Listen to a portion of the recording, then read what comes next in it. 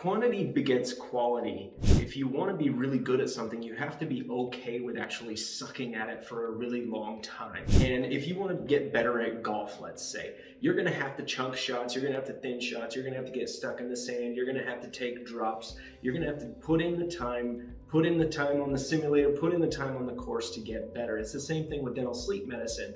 Screening patients, you're going to have to work at getting better at talking to those patients. You're going to have to work at getting better at the process of getting them to agree to a take-home sleep test. You're going to have to get better at the process of working with your third-party medical biller. You're going to have to get better at the process of not letting those patients fall through the cracks, better at communication, better at helping the patient own the problem. It's going to take a while. You can't just immediately hit this obstacle and decide this is not working. You have to ask yourself, why is this not working?